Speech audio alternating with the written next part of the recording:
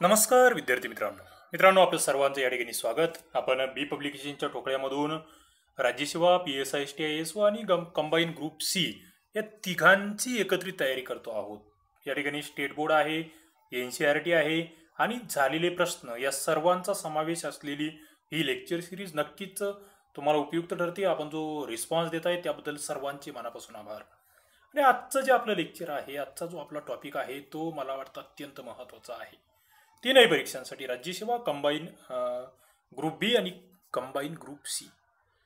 कारण की आजचा टॉपिक आपला आहे त्याचं नाव आहे प्रमुख मार्गदर्शक तत्वे, ज्याला आपण DPSP असं सुद्धा म्हणतो, directive principle of state policies असं याला म्हटलं जातं इंग्रजीमध्ये. आणि मला वाटतं या तत्वांबद्दलचे जे महत्त्वाचे मुद्दे आहेत ते आम्हाला या ठिकाणी माहीत असले पाहिजेत. बघा, पहिला मुद्दा म्हणजे भारतीय घटनेमध्ये ही कोणत्या ठिकाणी आहेत, तर भाग 4 मध्ये कलम 36 ते 51 हे आम्हाला इथे तोंडपाठ असलं पाहिजे. मग इथे याच्या आधीचे लेक्चर आपले झालेले आहे. भाग 1 जो आहे तो कशा संदर्भात आहे, त्याच्यामध्ये कोणते कलम आहेत. भाग 2 कशा संदर्भात आहे, त्याच्यामध्ये कोणकोणते कलम आहेत.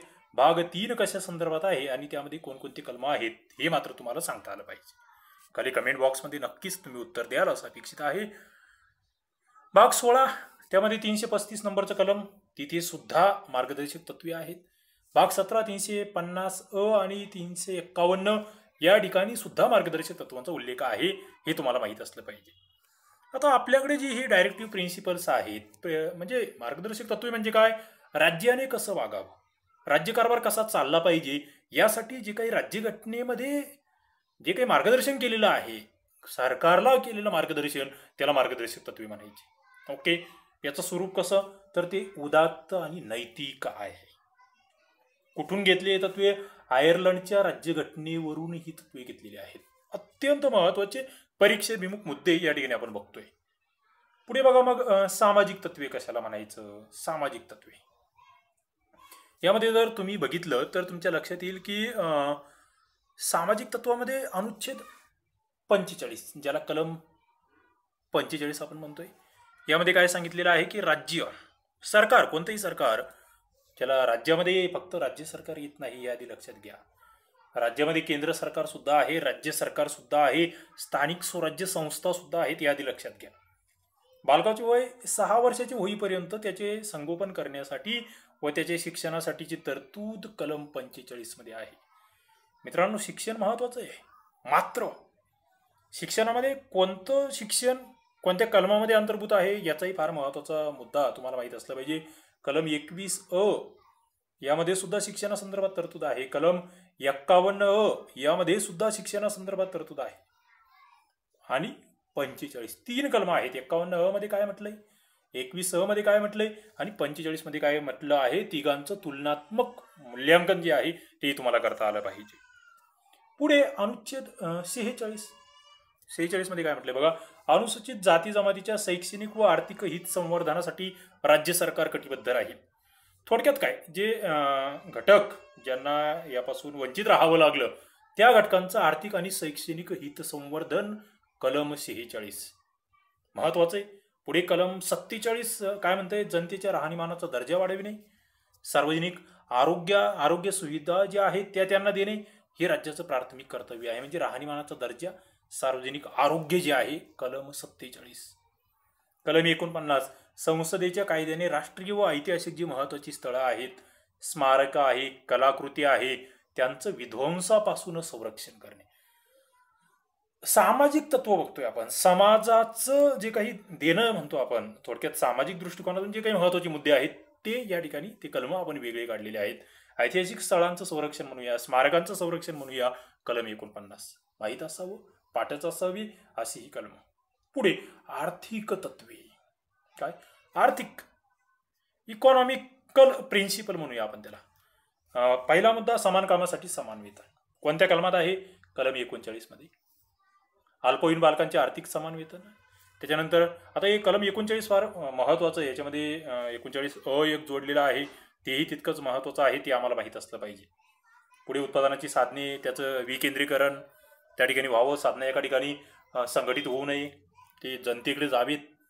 आधुनिक शेती झाली पाहिजे, पशुपक्ष्यांचं संवर्धन झालं पाहिजे, आणि प्रत्येक भारतीयाला उपजीविकेची साधनं प्राप्त करून देण्यात यावी, सगळ्यांना रोजगार भेटला पाहिजे. कलम 39 मला वाटतं आर्थिक बाबतीतले फार महत्वाचा मुद्दा. पुढे राजकीय तत्वामध्ये काय आहे, कलम 40 सगळ्यात महत्वाचं आणि अनेक वेळा विचारला गेला प्रश्न, राज्य सरकारी ग्रामपंचायती स्थापन करतील, अनेक वेळा विचारला गेला आहे. पुढे अनुच्छेद 44 काय म्हणते, समान नागरी कायदा, ज्याबद्दल खूप सारी चर्चा तुम्ही ऐकत असतात. कलम 44 मला वाटतं प्रत्येकाचं पाठच असणार आहे. आणि कलम 50 याच्यात बघा, राज्य कारभारातील न्याय आणि अंमलबजावणी खात्याची फारकत करण्याचं कार्य राज्य करेल. आता तुम्ही म्हणाल न्याय म्हणजे काय, न्यायव्यवस्था, आणि अंमलबजावणी म्हणजे काय, सरकार. न्यायव्यवस्था वेगळीकडे आहे आणि सरकार वेगळं आहे, आणि यांचं एकमेकांवर जे हे आहे नियंत्रण म्हणतोय आपण, दोघांना आपल्या ठिकाणी स्वातंत्र्य असलं पाहिजे, असा मुद्दा. पुढे आंतरराष्ट्रीय संबंधाबाबतची तत्वे आहेत, आणि मला वाटतं कलम 51 हे तुम्हाला इथे चांगलं लक्षात ठेवायचंय.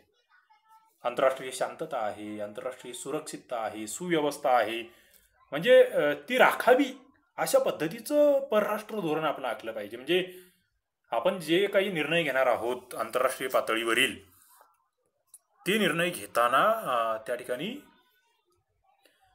आंतरराष्ट्रीय पातळीवरील शांतता भंग होऊ नये, कोणाला त्रास होऊ नये, अशा पद्धतीचे मुद्दे या ठिकाणी अपेक्षित आहेत. आता या कलम 51 वर अनेक वेळा विविध स्वरूपाचे प्रश्न आले, म्हणजे याच्यामध्ये कोणकोणते मुद्दे अंतर्भूत आहे अशा स्वरूपाचे प्रश्न तुम्हाला विचारले गेले. मग इथे शांतता, सुरक्षितता, सुव्यवस्था हे माहीत असलं पाहिजे तुम्हाला. पुढे आंतरराष्ट्रीय कलह असेल तर ते परस्पर सामंजस्याने किंवा लवादामार्फत आम्ही मिटवण्याचा प्रयत्न करू, हाही फार महत्त्वाचा मुद्दा विचारला गेला आहे परीक्षेला, कंबाईनला असेल, राज्यसेवेला. आणि पुढे शासनाने आंतरराष्ट्रीय काही कायदे असतील, आंतरराष्ट्रीय करार असेल, याचा आदर आपल्या राज्य सरकारने किंवा केंद्र सरकारने त्या ठिकाणी बाळगला पाहिजे, अशा स्वरूपाचा एक अत्यंत महत्त्वाचा मुद्दा आहे. ओके, पुढे बघा या ठिकाणी काय म्हटलेलं आहे, मार्गदर्शक तत्व आणि मूलभूत कर्तव्य, हे मूलभूत हक्क, याच्यामध्ये काय फरक आहे. इंटरेस्टिंग मुद्दा आहे. मार्गदर्शक तत्व बघा, मूलभूत अधिकार हे नकारात्मक आहे, प्रोहिबिटिव्ह म्हटलंय आपण त्याला. सरकारने काय करू नये हे मूलभूत अधिकार सांगतात, फार महत्त्वाचं वाक्य. मार्गदर्शक तत्वे ही निर्देशात्मक आहेत, directive, principle of state policy म्हटलंय आपण त्याला. सरकारने काय करावं हे मार्गदर्शक तत्वे सांगतायत. मला वाटतं नकारात्मक आणि निर्देशात्मक या दोन शब्दांचा फरक तुम्हाला कळाला असेल. पुढे मूलभूत अधिकार आणि मार्गदर्शक तत्वे यामध्ये जर संघर्ष तयार झाला तर श्रेष्ठ काय, थोडक्यात मूलभूत अधिकार श्रेष्ठ. कारण काय, याला न्यायालयात जाता येतं. न्यायालयामध्ये केंद्र सरकार म्हणजे केंद्रीय न्यायालय, सर्वोच्च न्यायालयात कोणत्या कलमानुसार जाता येतं, राज्य न्यायालयात कोणत्या कलमानुसार जाता येतं, ते तुम्हाला माहीत असलं पाहिजे. ओके, ज्याला दाद मागण्याचा हक्क आपण म्हटलेला आहे. पुढे मूलभूत अधिकाराचं क्षेत्र मात्र संक्षिप्त आहे, आणि मार्गदर्शक तत्वे ही व्यापक आहेत, ज्यामध्ये सामाजिक, आर्थिक, राजकीय, आणि आपण ती बघितली आहे. ओके, क्षेत्र तुम्हाला ती माहीत असलं पाहिजे. मूलभूत अधिकाराचं संरक्षण करायचं न्यायालयात जाता येतं, मात्र मार्गदर्शक तत्वांची अंमलबजावणी झालीच पाहिजे. तुम्ही न्यायालयात जाऊ शकत नाही. सरकारला वाटलंय, सरकार प्रयत्न करेल, सरकारकडे तेवढं मनुष्यबळ असेल, सरकारकडे तेवढी संसाधनं असतील, सरकार तेवढं त्यासाठी हे असेल, म्हणजे तितकं डेव्हलप झालेलं असेल, तर ही तत्व त्या पद्धतीने क्रमाक्रमाने अंमलात आणली जातील. मात्र तिथे कोणी फोर्स करू शकत नाही. पुढे मूलभूत अधिकाराद्वारा राजकीय लोकशाही अपेक्षित आहे, राजकीय लोकशाही, पॉलिटिकल डेमोक्रेसी. तर मार्गदर्शक तत्वातून आर्थिक आणि सामाजिक लोकशाही प्रस्थापित करू शकली जाते, हे तुम्हाला माहीत असलं. आणि फार महत्त्वाचे मुद्दे, हे मुद्दे चुकायलाच नको, यावर प्रश्न आलेले आहेत सातत्याने. पुढे जातोय मी, राज्य धोरणाची मार्गदर्शक तत्वे, कलम 36 ते 51 पट पट पट पट रिव्हिजन या ठिकाणी करायचं आहे. कलम 36 यामध्ये व्याख्या आहे, भाग 3 मध्ये कलम 12 मध्ये जी व्याख्या आहे तीच इथे. कशाची व्याख्या, राज्याची व्याख्या. राज्याची म्हणजे कुणाला ही तत्वे पाळायची आहेत, राज्य कशाला म्हणायचं, स्टेट कशाला म्हणायचं, त्यामध्ये केंद्र सरकार, राज्य सरकार, स्थानिक स्वराज्य संस्था, हे सगळं येतं राज्य. पुढे कलम 37 या भागातील तत्वे लागू होणार आहेत कलम 37 नुसार. ही तत्वे देशाच्या प्रशासनामध्ये अत्यंत मूलभूत आहे, आणि कायदे करताना अशी तत्वे लागू करणे राज्यसंस्थेचं कर्तव्य असेल. पुढचा मुद्दा फार महत्त्वाचा इथे स्पष्ट केला आहे की ही न्यायप्रविष्ट नाहीत, न्यायालयात दाद मागता येणार नाही. पुढे कलम 38 काय म्हणते की राज्याने लोककल्याणाचे संवर्धनासाठी समाज व्यवस्था प्रस्थापित करावी. लोककल्याण, बघा हा प्रश्न विचारला गेला आहे की मार्गदर्शक तत्वाचं मुख्य टार्गेट काय आहे, मुख्य ध्येय काय आहे. उत्तर आहे लोककल्याण. लोककल्याण झालं पाहिजे, जनतेचं कल्याण झालं पाहिजे, त्याच्यासाठी ही मार्गदर्शक तत्त्वे आहेत. कलम 39 राज्याने अनुसरायच्या धोरणाची विशिष्ट तत्त्वे. कलम 39मध्ये खूप साऱ्या तरतुदी दिलेल्या आहेत. कोणकोणत्या तरतुदी आहेत बघा. स्त्री पुरुषांनी उपजीविकेची पर्याप्त साधने जी आहेत ती त्यांना मिळाली पाहिजेत. का मिळालं पाहिजे? पुढे समाजाच्या भौतिक संघटनांची मालकी तसेच नियंत्रण अशा प्रकारे विभागणी असावी की ज्यामुळे समाजाच्या हिताला सर्वोत्तम त्या ठिकाणी प्राधान्य भेटेल. पुढे आर्थिक व्यवसाय करत असताना त्याचं केंद्रीकरण होणार नाही, सर्वांना व्यवस्थित त्या ठिकाणी न्याय्य आर्थिक संसाधने भेटतील ते बघावं लागेल. समान कामासाठी समान वेतन. जे काही कामगार आहे, बालकामगार वगैरे, त्यांचं शोषण होणार नाही. पुढे बालकांना स्वतंत्र आणि निरामय वातावरण भेटेल, चांगल्या सुविधा भेटतील, शोषणापासून संरक्षण मिळेल. 42व्या कलमानुसार 1976मध्ये ही उपकलमं समाविष्ट केलेली आहेत. 39 मध्ये समान न्याय आणि निशुल्क कायदेविषयक सहाय्य.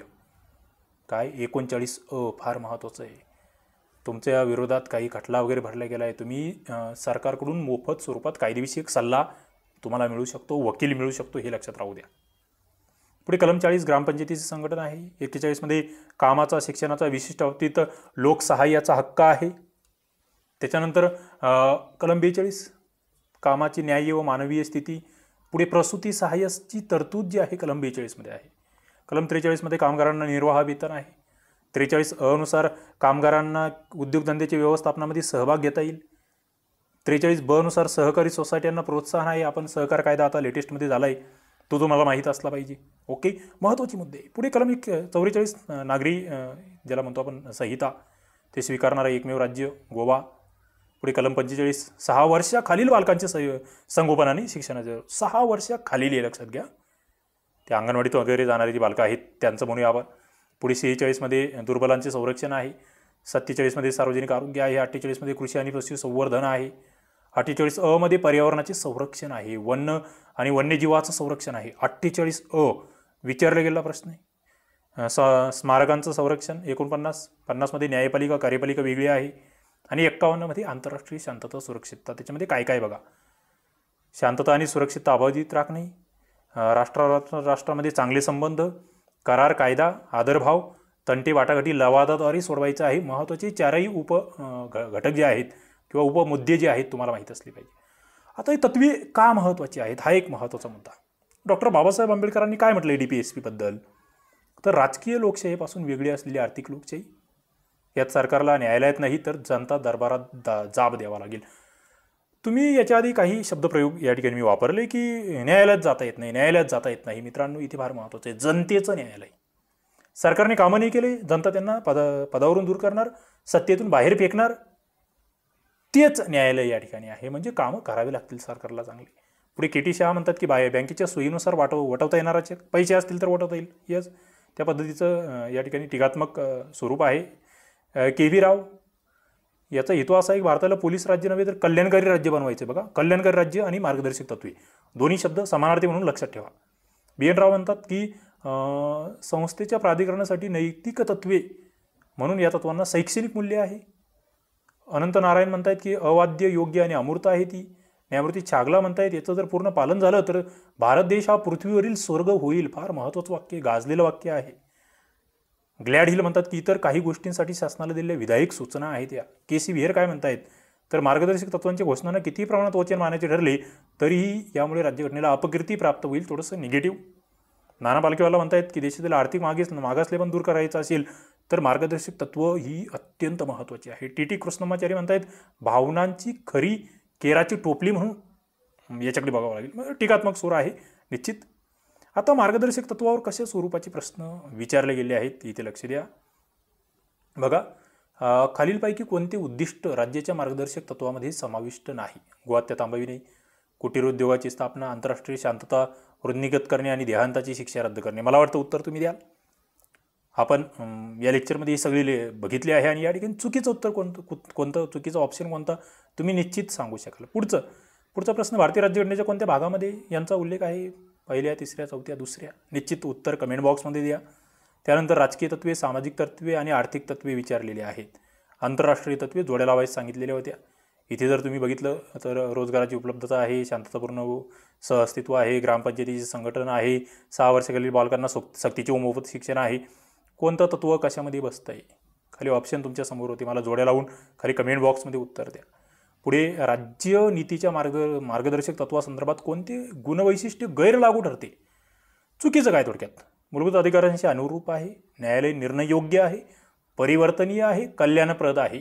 लेक्चर नीट बघितलं असेल या प्रश्नाचं उत्तर देता येईल. कमेंट बॉक्समध्ये उत्तर देत चला. पुढे मी जातोय.